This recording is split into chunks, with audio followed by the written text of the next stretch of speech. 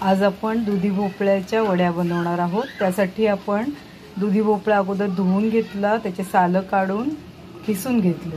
त्यात नंतर हळद घालायची आहे, तिखट टाकलेलं आहे,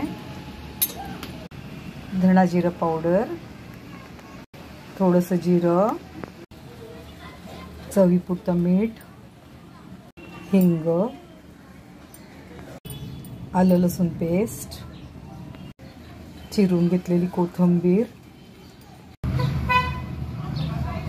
चण्याचं पीठ।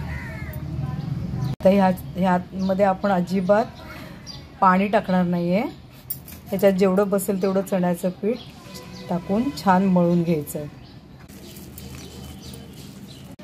आता हे छान मिक्स करून झालंय। त्याच्यामध्ये आता आपण इनो घालून घ्यायचा आहे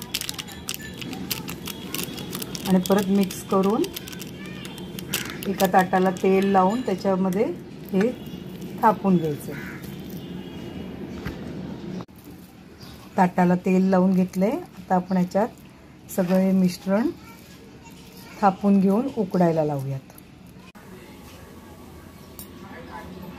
आता आपण हे मिश्रण 10 ते 15 मिनिटं मीडियम गॅस फ्लेमवर उकडून घ्यायचं आहे।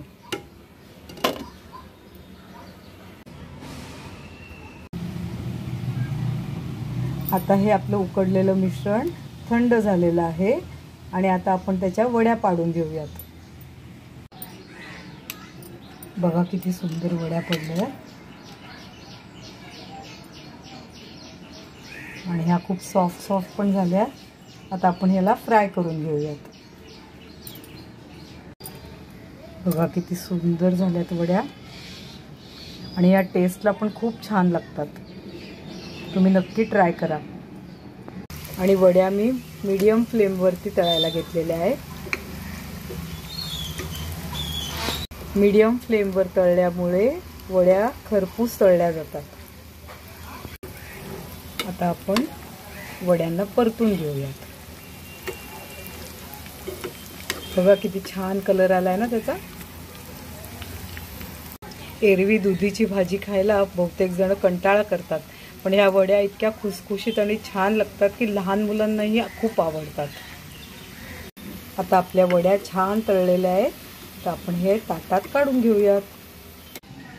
आता आपण हे सगळं सर्विंग प्लेटमध्ये लावून घेऊयात। अशा प्रकारे आपले दुधी भोपळ्याच्या खुसखुशीत वड्या रेडी झालेल्या आहेत। तुम्ही नक्की ट्राय करा।